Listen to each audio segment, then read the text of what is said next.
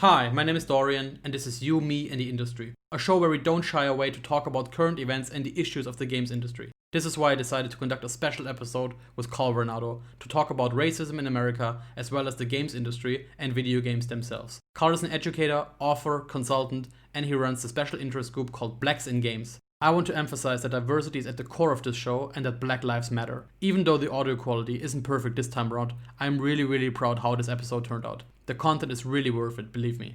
Please enjoy.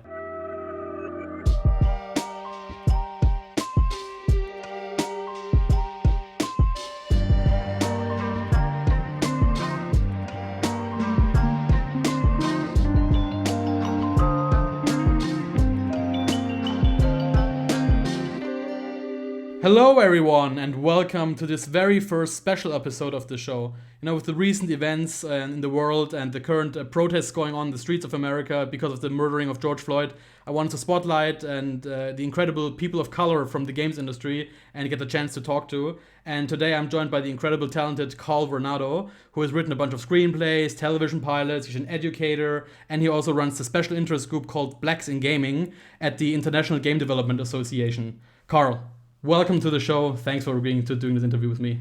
How are you doing with with the news and everything right now? It's a lot to take in. I mean, you're reacting in real time. You are helping other people get through it. You're trying to get consumed by it yourself, and you're also trying to do like your usual daily routine and your usual job. So it's a lot to deal with right now.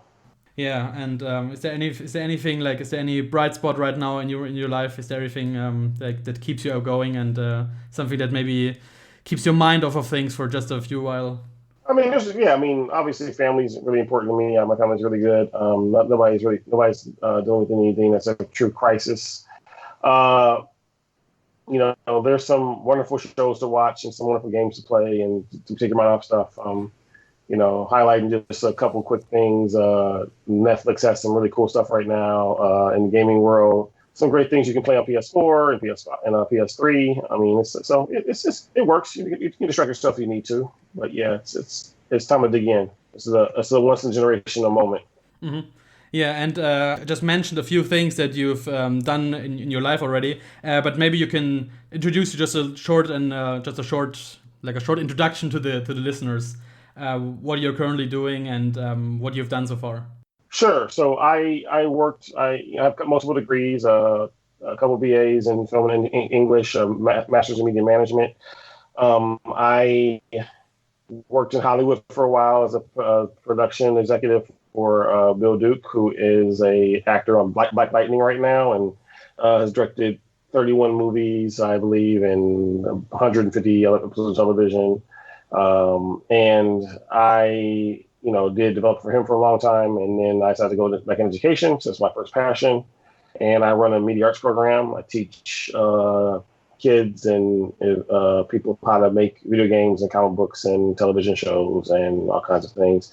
I ran my own game studio 15 years ago for about 3 years. That was not the greatest situation, but it taught me a lot about the game industry and how it worked.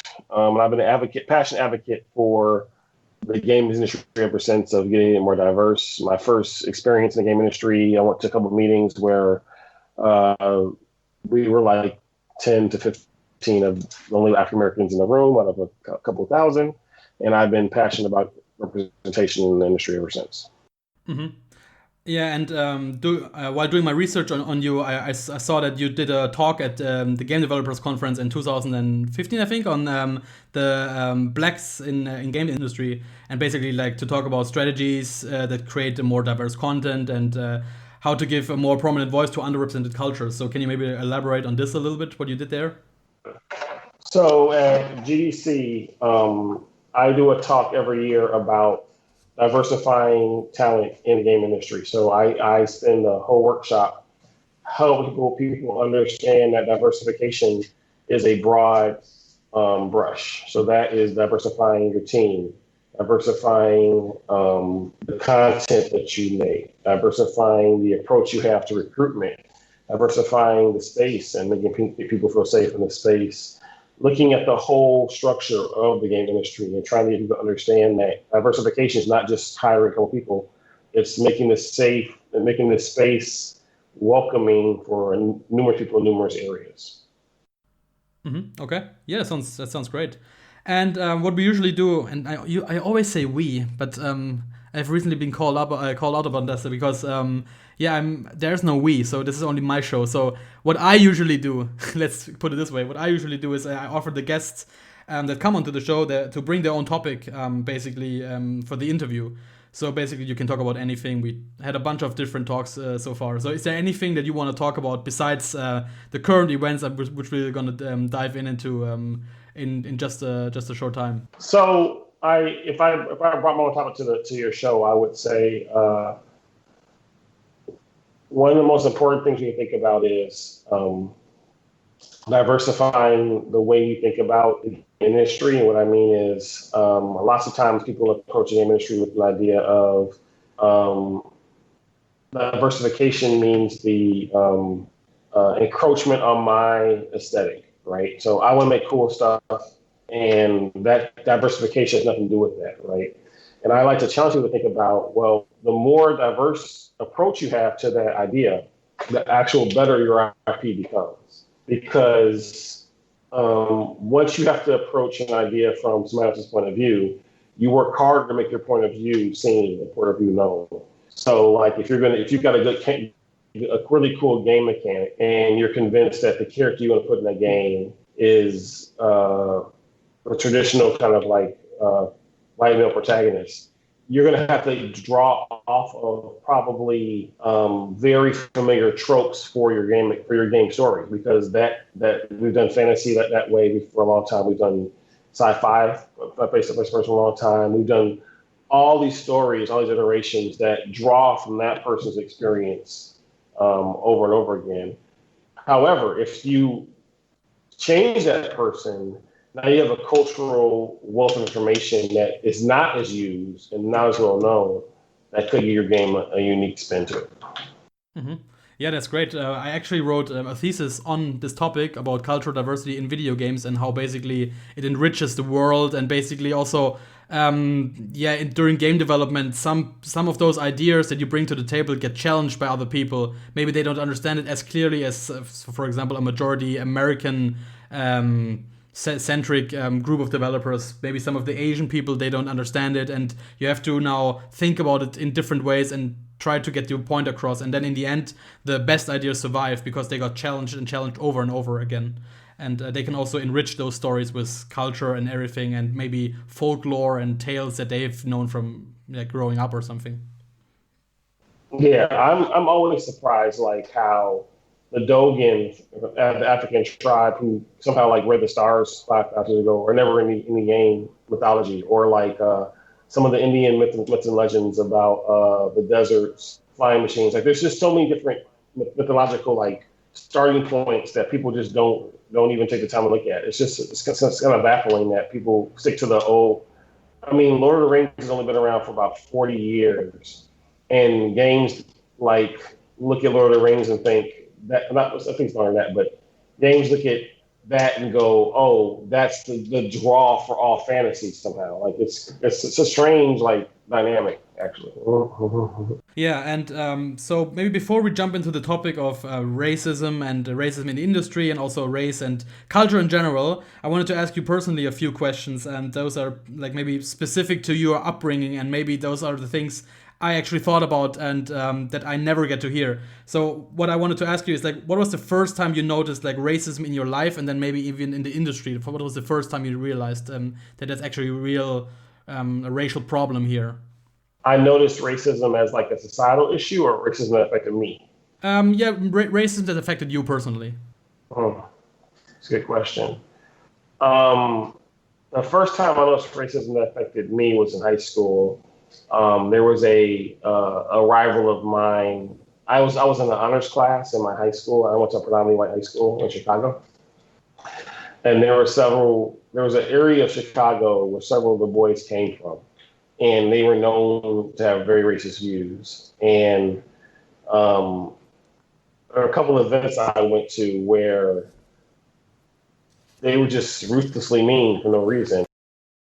In that situation, I didn't understand why these particular guys, or ruthlessly and mercilessly mean to me. Like I didn't get it was a racial incident, racial issue, until a couple of my African American friends over the course of the next couple of years began explaining to me like this is what racism looks like. This is what racism is. This is how it operates. This is how it works.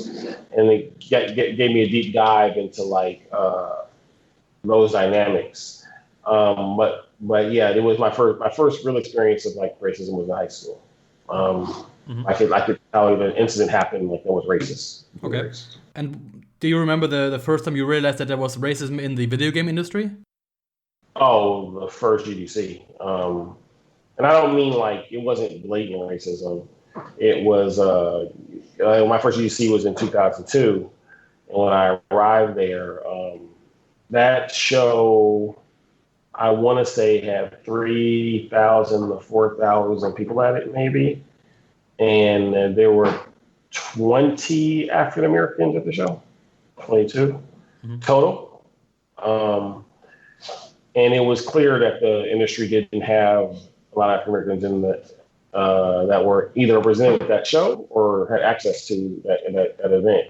And the people actually were really nice. I mean, I didn't have any problems like a discriminatory issue on like people being mean to me. But what I did see was there was a level of access to this world that African Americans were not being shown, right? And so that was my first inkling, like, okay, something's an issue here. Over the course of the next couple of years, though, I began to see some differences in how people treated me and treated friends of mine in discussions and meetings in all kinds of ways that led me to understand the industry issue with certain kind of racial discussions. Yeah. Yeah, makes sense. And you just before the interview started, you just mentioned that your father currently, and currently always, I guess. Then that you're now a father, and basically, I wanted to ask something that maybe your father or your mother taught you, and maybe that you're already thinking about what you're gonna teach your kids. So basically, what are the things that basically white people or like privileged people don't need to tell their children or get to hear from their parents regarding race? Just a couple of things. My dad taught me once, we were in New York. We were taking a train to New York. And there was a police officer that was walking past us. And my father was a very strong person, doesn't take guff from anybody. Was, hi sir, bye sir. And I was kind of like, why are you being subservient? And he was like, I'm not being subservient. And I was like, well, why are you acting like that in front of him? Like I basically called my dad a punk. Yeah. And my father said, do you understand the psychology of somebody becomes a police officer? And so then he began to explain to me, like in deep detail, like how the ego attached to people that become police officers sometimes, and how that ego can affect the way they think about people. And so he always made me think about, like, when you talk to a police officer, this is somebody who, may like importance, may like being powerful. And so if you disrespect this particular kind of person, you never know what the outcome could be, because you're actually dealing with somebody who may have a respect issue in general, right? And it was very interesting because I had never approached it psychologically like that, And so think about how cops respond to like being disrespected, and a lot of times it's very, very, very intense. A couple years later, I asked my aunt, who is a cop, that same question, and she said that it was a definite consideration. Like, you need to like be very respectful of police officers, not only because of the, racial imbalance of power over you, but because they were actually sometimes more fragile ego-wise than, let's say, the average teacher. Yeah. And this is also something you're currently thinking about, like when you're going to introduce your kids to this. There's basically no hiding from it, since this is such an ever-present problem right now for people of color in America. Well, you know, when you approach kids, you have to think about like the framework, right? So like, what do I want them to carry with them? So it's not just the explanation you're going to have about what's happening now, but the impression they're going to have as they grow up with it, right? So you have to have different conversations, and because the most important thing is them surviving, right? So you have to have simultaneously a conversation about them being respectful, but also them having respect for themselves while also standing for injustice, which is three separate motivations. Hopefully they can all figure that out as they get older, you know? Yeah, makes sense. Yeah, but it sounds really difficult, I guess, to handle for every individual. Yeah. So, I mean, it is what it is, but you have to, like, be hyper aware of that a little bit. Okay, yeah, and then maybe this is a segue into the broader topic of racism in the games industry, basically. And so, is there something that you notice on a daily basis, or is there something that you notice from time to time that people of color are facing or encountering in the games industry, something like microaggression or something along those lines? I would say, like, overall in the game industry, what I hear about the most is this idea of fit, right? So, like, um, in any creative enterprise, and that's in the film industry, the game industry, comic industry, there's a part of the process that is like you have the skill set, right? And there's a part of the process that means do you fit with the team, right? And it's very easy culturally to make somebody feel uncomfortable or out of place on a team, right? And so it's the trying to fit on the team part that a lot with the microaggressions come out as, right? Because culturally, it's easy to make you feel that way. African Americans are 1% of the game industry. 1%. I think mining has a better integration. It's the only worse integration sector in the country. Maybe a strange sector of agriculture, but when you're 1 out of 100 in a company, it's easy to make your culture not fit into a certain dynamic, right? So like that makes me uncomfortable. And then the game industry already is hard. I mean, it has crunch, which is a lot of overpowered man hours. It has very high levels of competence you need to be in it. So you have those things that are also stressors combined with the idea that somebody doesn't want you on a team, or doesn't want you to have a position of authority on a team, or doesn't want you to like progress past them, or all those different things can all factor into somebody feeling like a presence of like aggression toward them. And basically, is there something that you would like to dive deeper into this regarding this topic? Also, what people are of color are currently facing in the games industry, besides this, like being underrepresented in the companies themselves. Um, well, there's lots of ways, right? So so there's like I think that's a 4-tier system, right? So first there is access to the game industry, right? Like there's not a lot of you have to know how to actually navigate to become part of the game industry, right? Like what jobs are available, what skill sets they are, what schools to go to get those skill sets to actually enter the industry, right? Once in the industry, you have to like figure out once you're in the industry how to navigate it properly, so you can jump from job to job to get the job position you actually want over time, right? Which is its own skill set, because you can't. It's almost impossible that in one company. So you have to go from one company to the next company, set yourself up to be in position to get the job you want, right? Which is a whole other skill set. Then you have to know like how to code switch and speak everybody's language, right? Because game companies have corporate culture. They have kind of like a special kind of geek culture. There's a programming culture. There is an art culture. There's all kinds of subcultures within the company that you have to figure out how to navigate so you fit into those cultures so you're considered a good fit. Then you got to figure out like after that is am I somebody is then the game takes another part because there's reputation issues that also come into the place, right? So even if you're at the company that you want in the right fit, now they're putting out something that you may not agree with, like content wise. They create a stereotype or having conversations that are inappropriate about stereotypes in the office, and now you have to ask yourself, do you want to be a a champion of racial issues in the office now for various different reasons that can also just end up with this fit issue again. So you have to like figure all these things out while trying to do your regular job, right? Yeah. Now, to answer your question more directly, though, is I do see a problem, and here's the problem I see.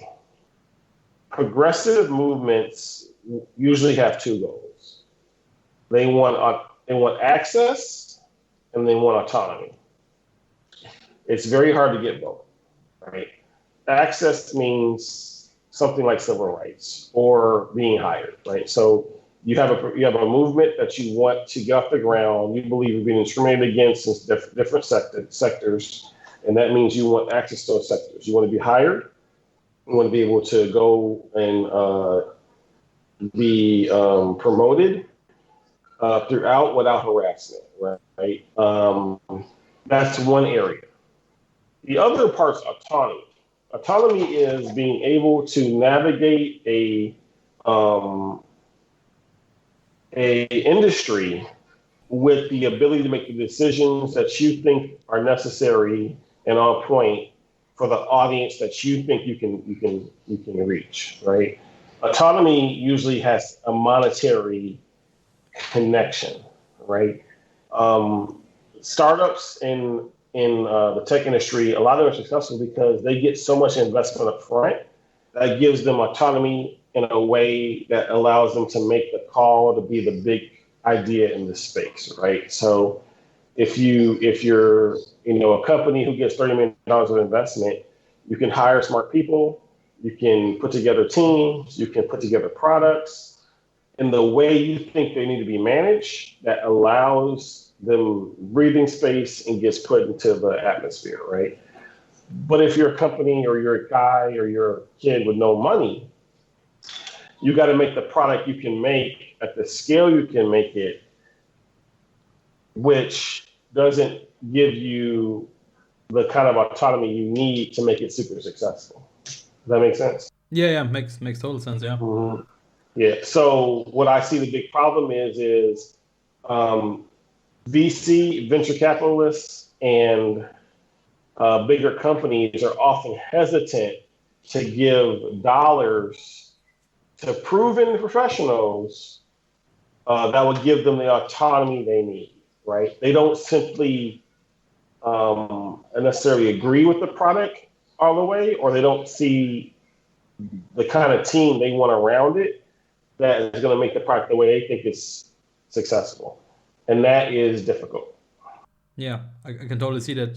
And maybe there's something I wanted to ask further. This is something that you mentioned before. But you just said because they're struggling so much and they have to get lucky and they have to get from this position to this position, and there's also only a few people of color basically in the industry and in the company maybe them itself. So I would also assume it's very hard to speak up and talk about issues that they're currently facing because they're kind of afraid of losing their jobs or maybe trying to or so basically losing the position they're actually currently in.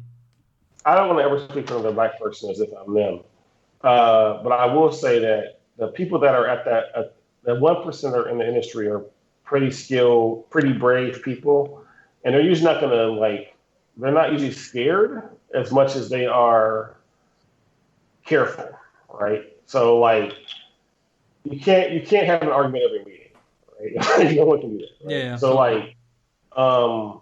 it's not that I think that they're frightened. I think that they just feel like, which battle am I going to make, right? Because they have the usual battles everybody else has, right? They still got to battle for the proper art in the game or the proper programming they want in the game, or the usual battles you have as a team to get your vision out there, right? That already exists as well. So to have to battle the racial issue at the same time can be overwhelming. But I don't think they're necessarily frightened of it. I think they just don't have the kind of access they need to do it the right way. There always is a fear of retaliation in any job when you're black. I mean, that's not a new dynamic once you become in the game industry, but it definitely is something you think about when you're speaking up.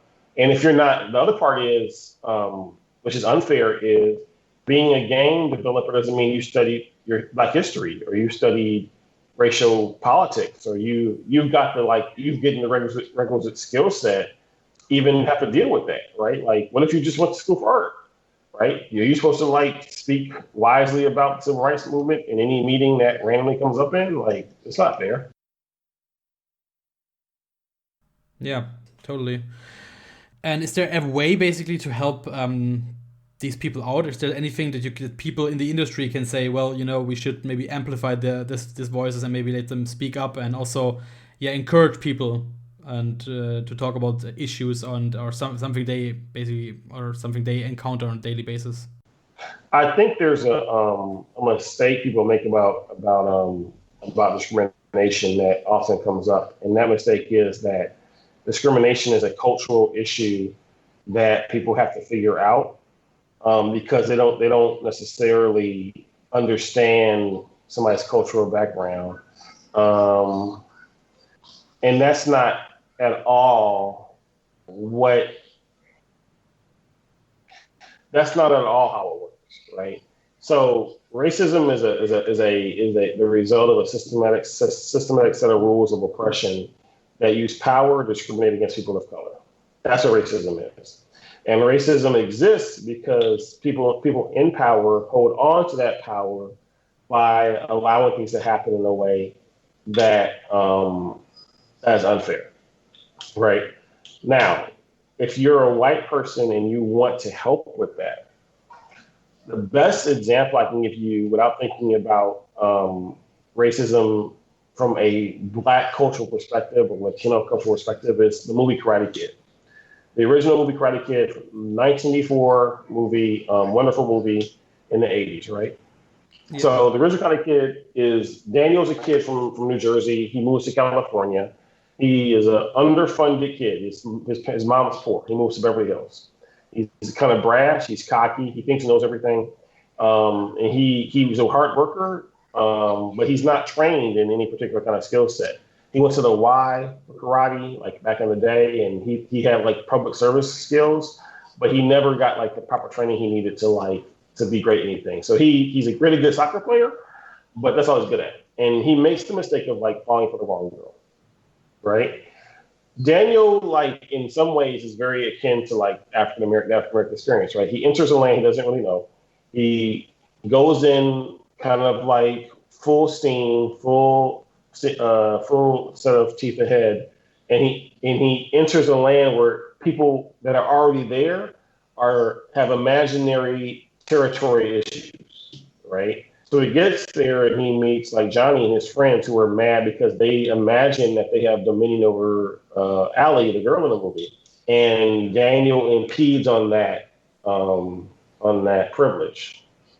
And so the reason why this is important to understand is Johnny and his friends use the advantage of money, the advantage of understanding the rules better than Daniel, the advantage of their strength in numbers, their advantage of their extra training, their private tutor, all that stuff to make his life miserable. They beat him up. They kicked off the soccer team. They destroy his bike. They do everything they can to make Daniel's life miserable. And they do it because Daniel dared to encroach on an imagined territory. Daniel actually in the film is actually no threat ever to Cobra Kai. He's not trying to be rich. He's not gonna take their money. He just wants to exist in the same world. He doesn't have any ambition to be anything else in the movie but a guy at the school and maybe go out on a date with this girl. Are you following me? Yeah. Yeah. And then, so the way I like this is the Cobra Kai are taught by a sadistic leader who trains them in the ways of karate, but it's really like a version of like toxic masculinity mixed with like rampant bullying and entitlement, right? And the guy is a former soldier, so he preaches law and order, but he's willing to cheat if he needs to, right? This goes into like a really deep understanding of like how the system actually works, right? There's these entrenched people that you can identify in your workplace that are there forever, and they have biases, and they use those biases to protect an agenda that I think a lot of people don't challenge, because the agenda is so imaginary that the person doesn't really believe that the person would enact a racist act based on that motivation, right? Like, are you serious? You're going to really, get him kicked off the team because he, made you mad in a meeting? Like, people don't really believe it, right? To go back to the point. Yeah. Right. So if you want to be an ally, right, you have to think about Mr. Miyagi. Mr. Miyagi comes into the movie and, from an objective point of view, sees injustice. See Daniel is hopelessly behind in his training. See Daniel has lots of systematic disadvantages. And he spends time training and helping Daniel get to a point of self-sufficiency. That is what an ally, what a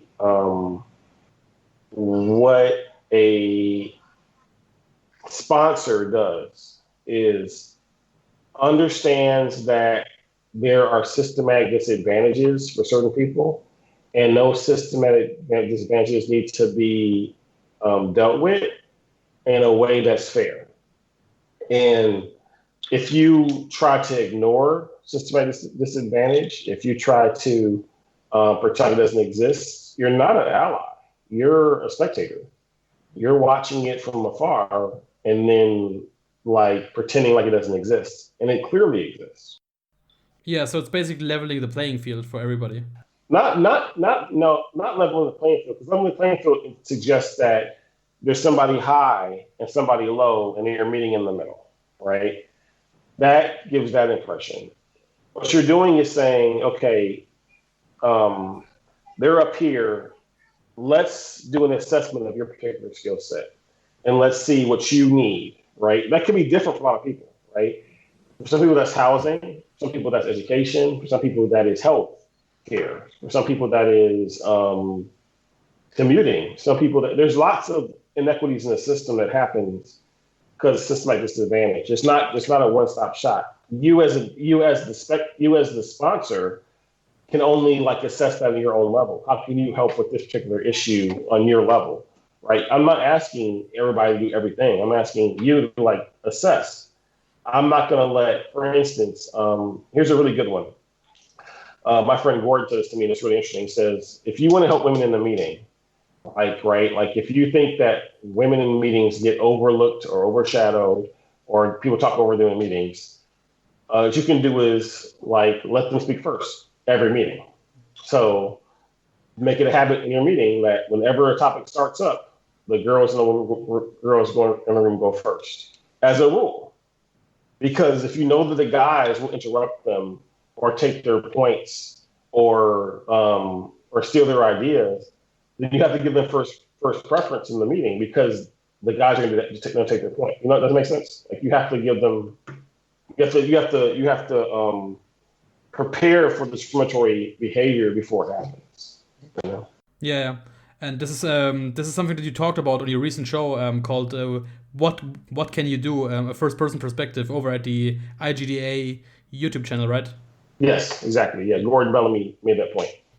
And I encourage you to all listen to this. I actually did in preparation for this podcast. So it's really interesting and very insightful. So please check that out. And furthermore, speaking of movies, we just talked about Karate Kid, and there's this one thing I want to ask you. Did you see the movie Get Out? Yeah, I did see Get Out. Yeah, there's this one line in particular. I don't know. It just rung with me kind of differently. It's this one line where he basically tells to the character of Daniel Kaluuya that the dad of the girlfriend would basically voted for Obama a third term. It's basically it feels really I don't know, he feels so. How would I describe it? He feels so he feels so pleased by saying this. He feels like he's such a grandeur gesture. And I think this is also very interesting in terms of looking at it, how racism can be kind of handled differently, and this is also something I would assume is a type of racism when he just talk to him from like what he basically assumes is a higher position, talking down to a person. Like you see, like, oh, I would be so kind to also vote for him a third time. Do you kind of get what I mean? Yeah, I guess you mean. So are you saying that there's he's condescending about it, like he says it in a way that like lets the character know he's doing him a favor. Yeah, exactly. Perfect. Yeah, condescending was the word I was looking for. Yes, perfectly.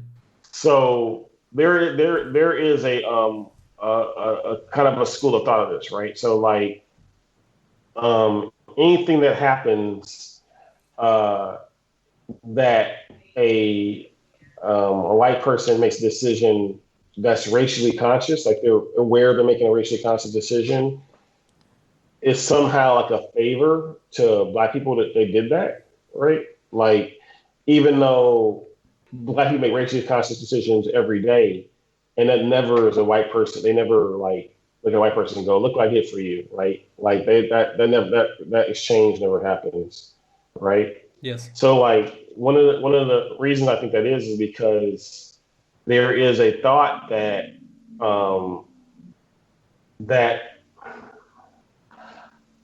okay, this is a kind of a very complex answer. Right? So if I am in a position where I never have to think about race, right? Yes. And if thinking about race makes me uncomfortable, right? Then if I choose to engage racial topics, I'm doing so out of position of placing myself in a racially difficult thought process, right? Yeah. And because that makes me uncomfortable as a person thinking about that, someone should be grateful that I had the temerity to have to think about that, because I could choose not to. Yes. Right. And so because I have that thought, there's an inherent belief in that you as the person that I'm talking to should be grateful that I even decided to make such a racially conscious decision. Yes. Right. Yeah. Because I could just ignore it. It's one of the most privileged points of view you can have, right? Because the other person cannot not think about race voluntarily. Yeah. Exactly. Yeah. Right. So you are acknowledging that they live a different reality than you, although you're not saying it. True. Yes. Mm-hmm. Yeah. That's really difficult and also very thought provoking. I guess. Yeah. Okay, so maybe we can jump over to the topic of racism in video games that we're currently playing, maybe even today. And so we just basically talked about that the PlayStation conference just happened, and we got a glimpse of the first PlayStation 5 games that are upcoming, and we basically also saw two black characters. One was Miles Morales for the upcoming Spider-Man game in Insomniac from Insomniac. And another one was a black female character called Juliana Blake from the game Deathloop. So what I wanted to ask is what is the current state of people of color in video games? Are they still portrayed as sort of like a stereotypical black angry person, or is there more nuanced takes from recent memory or any time basically? That I'm answering in a very different way than probably you were expecting. Okay, yeah, great, go for it. So as industries mature, right, people tend to jump industries, right, and industry experience counts. So as the video game industry matured into a true entertainment conglomerate, they began pulling from some of the ways filmmaking works and some of the ways other industries work. And executives in the video game industry have very similar resumes now to executives in the film industry or the executives in other industry. And what I mean by that is the power to green light, right? And the power to green light means somebody in a company has the ability to say yes to a project, right? Yes. And that yes allows for great sway, right? And there are lots of ways people can greenlight things. They can greenlight because they're really good at making products. They've gone through the pipeline. They're really good at managing products. They're excellent managers. They're really good at playing the politics of the office. They're really good at counting numbers. There are 100 ways at companies why a executive producer can greenlight a project, right? That person never has to have a background in sociology, psychology, racial disparity. Understand that there's no qualification in that dynamic that leads to having any training in sociological impacts of race, gender, diversity at all. Right. So because of that, most companies don't have it built into their system, a person that has the lens of underrepresented people when it comes to making a product. Right. Yes. And so then so that person never asks the question because their lens has never been developed that way. And that lens is hard to develop. Even I'm as African American, I had to take several classes in college to understand racism, how it works. You know, like it took me time to like study and like whip out like what certain things mean. It is not an easy conclusion. You have to like really spend time reflecting on this stuff. You know, lots of books, lots of films, lots of discussions, lots of papers. It is not easy, right? Yes. And so, as an example, I know lots of companies have diversity and inclusion people in their company. Does a diversity and inclusion person sit in the product meeting, right? Does a diversity and inclusion person get to suggest a game idea or, you know, work with the team on how their ideas can be diverse? I'm just saying, we think of it in a certain way, but it's hard to develop diverse products without somebody with the lens of that in the company who's going to think about diverse products in a real way. That's really hard, really, really difficult. Yeah, I can imagine. Did that answer your question? Yeah, so sort of tangentially, but I think the answer is more. I think the question was more simple, and I think the answer you gave is better than the answer I would have expected. So I would just leave it at that, I guess. Yeah. Because I mean, like when you look at overall racism in the video game industry, yes, it's simple, and I'll say this. Okay, so I have never met somebody that was really unkind to me in the game industry. I've never met anybody that was like super mean or like out and out blatantly call me names. I've never met them. People are very nice in the game industry. They're really wonderful people in a lot of ways. They're very innovative. They think about things in very different ways. They're super tangential. I think about it this way. All right. So 1946, 1945, there were no black players in major leagues. 1946, Jack Robinson was the first.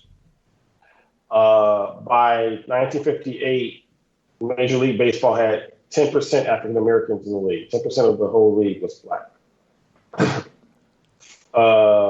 About 40 years later, Major League Baseball was 28% black, or would be black Latino. Right? Okay, yeah. Mm-hmm. So in 40 years, Major League Baseball went from basically nobody black in the industry in that club to 1/3 of the players being black. Right.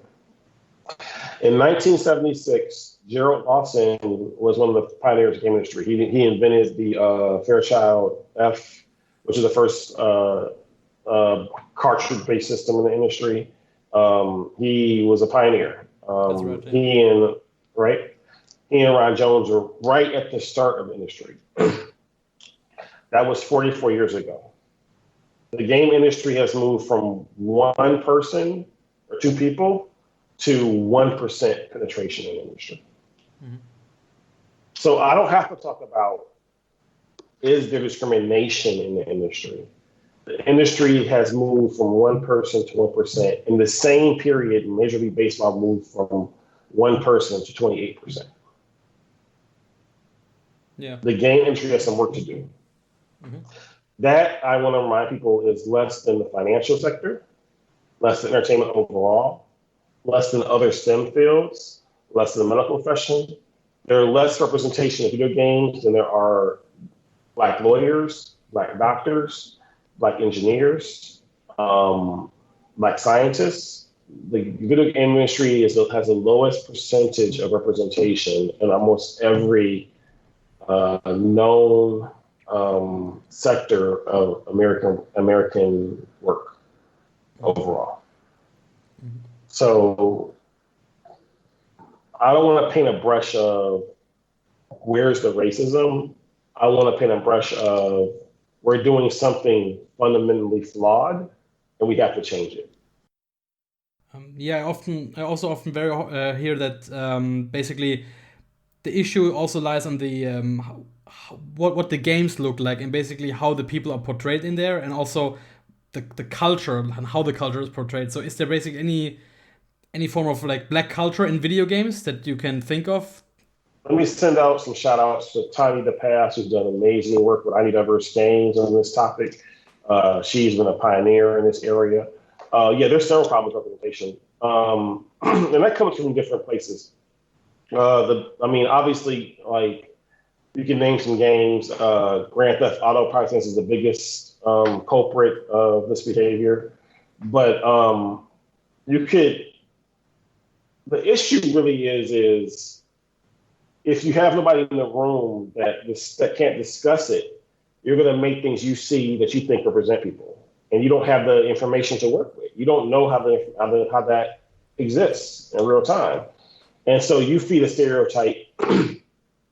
Your audience doesn't know the stereotype, and so they feed into it. And you've gotten it from watching a certain kind of video, or a certain kind of like song, or a certain kind of dynamic, and you don't know the culture, so you're just making stuff up. You know, like for instance, as an example, right? Grand Theft Auto could have been the same game mechanic with lots of interesting different dynamics in it, like, right? Like, rather than like glorify street culture, which is sort of unhealthy for people of color, they could have taken that into like a time travel thing where you go back and now like you're in a time when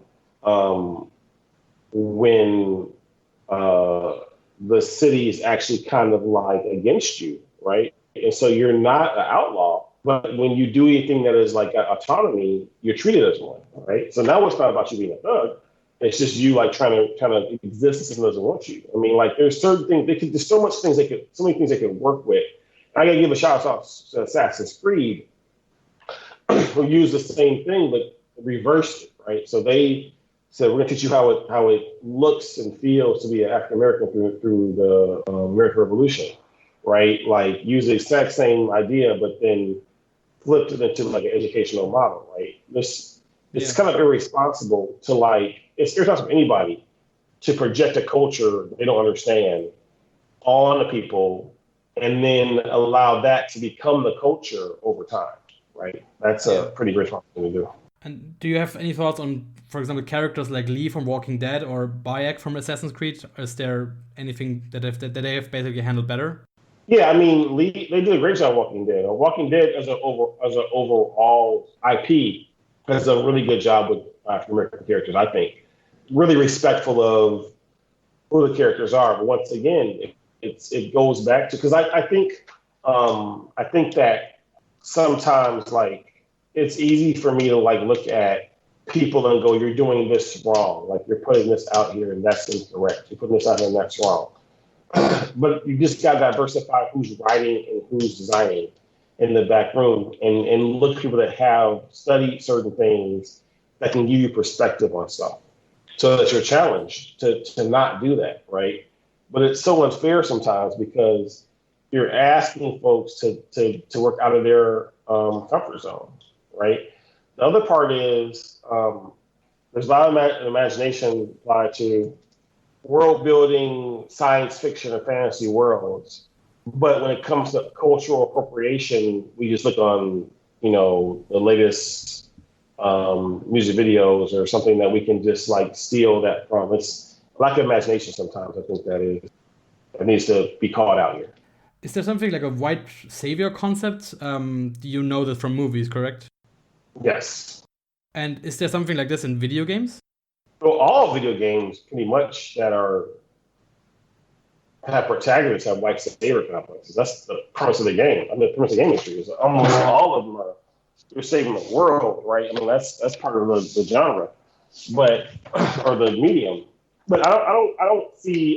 There's not a lot of video games that where you go in as a white savior to a black area, right? Okay. I do see though sometimes a lack of giving up power. This is what I mean is the people that make the decisions want to do something to address racism, sexism, some ism.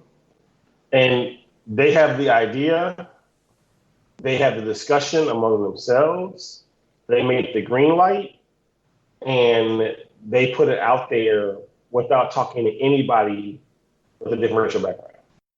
Right? I see. Like they have the want and need, but it never occurs to them to actually talk to somebody of a different race before they put it into the lexicon.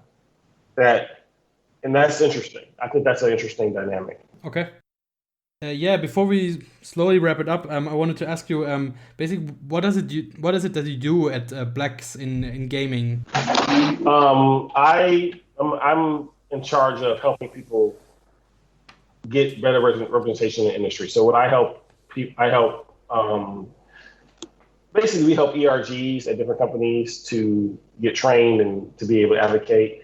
We help, we bring spotlights to people in the industry who are underrepresented in different ways, like through our award show, Black Women Award Show. We have that in July this year. We usually have GDC, but this GDC was canceled this year. We work with educational initiatives to try to get more African Americans into the game industry that way. We're launching some new initiatives next couple of months. So I can't say them now because we're working out the language, but looking at overall, how do we address this significant gap of representation in the industry overall? Okay. So I guess I would right now kind of wrap it up. And usually I would basically do a bunch of social media jazz and ask the people to subscribe. But this time I don't want to do it. And basically I want to give you the spotlight, and maybe there are a few people that you want to give a shout out to, spotlights, people that maybe some people that should follow them on Twitter, Instagram, all this stuff. So maybe some people that basically have a lot of a great voice in the industry, and they should deserve more followers. Sure.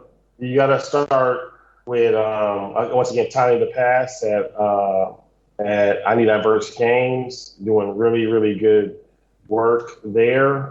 She is an amazing person, really good. Lisette, Titre-Montgomery, and Markus Montgomery, game developers out of Oakland. They are amazing people. They have spent a lot of time in the industry and are leaders in every possible way. Dennis Mathews out of at Revelation Interactive, one of the best programmers in the industry, takes a lot of projects and has a great company that does programming for gaming and other projects. Talk about some of the executives, Jay Patton at Sony, Laura Teclamarian at Warner Brothers. They are just incredible industry people who deserve to be on anybody's radar. Let's talk about right now Tony Barnes, who has started his own company. Tony Barnes, 35-year industry veteran. He's the winner last year of our Blacks in Gaming Hall of Lifetime Achievement Award. He started RetroNinja, which is an amazing new company doing amazing things on that note. There is, got to give a shout out to Nichol Bradford, who left the industry, used to run Blizzard China, left it to do this new cross thing with health and technology. General Lawson was one of the greats in our industry, and his daughter is carrying on his legacy by creating General Lawson Foundation in Atlanta. She's doing really great things. At Microsoft, Sierra McDonald is killing the show. Kevin Brown at Microsoft killing the show. They deserve big ups. On the education side, Eric Elder is at Loyola. He's a big player in the industry. Let me give a couple more shout outs real quick. Best artist I know, Price Jones. He is one of the greats. If you can hire Price Jones on a project, you should. Let's talk about Bennie Terry. His Oddworld stuff is really cool. My retired buddy, Jeff Williams, who designed the Stargate and SG-1. Great work. Finally, my friends at EA and Sony, Pamela, who was on the board with us, Jabari, also on the board, a really good educator, and then Davina and Darshell at Sony. I think I got everybody I could think of on that. If I missed you, I apologize. I'm sorry. Please forgive me. Oh, and of course, Renee at IGDA does fantastic work with Tristin. And Nika Nour, our IGDA Foundation, who is just killing it at her job. Awesome. Yeah, I tried to put everyone in the Twitter thread and also in the show notes and where you can follow them. Please give them a follow. And also listen to people, let them talk, listen to women, listen to people of color. Basically, be kind to each other. And last but not least, where can people find you? And is there something, maybe, I know there's a Facebook group of Blacks in Gaming. Is there something you want to shout out about your work? And basically, where can people follow your stuff? If you can follow me, I'm in the Black in Gaming Facebook group a lot. My Twitter is Writer of Kings. That's the best place you can catch me. Yeah, and if you are looking for Blacks in Gaming, we're at blacksingames.com, blackingames.com, with no S in the first black, and blackingaming.com, but that URL is being worked on. So if you're looking for us right now, we're at blackingames.com. Otherwise, Facebook group Black in Gaming, and you can find me on LinkedIn at Receive Varnado. Awesome. Yes, thank you so much for doing this interview. I hope the questions were all right so far. I hope that I did well. I mean, I just wanted to make answer them the way you wanted me to answer. Yeah, perfect. Okay, so hopefully I have another episode in the coming weeks, and also another person of color that joins us for a special episode next month. And thank you so much for tuning in.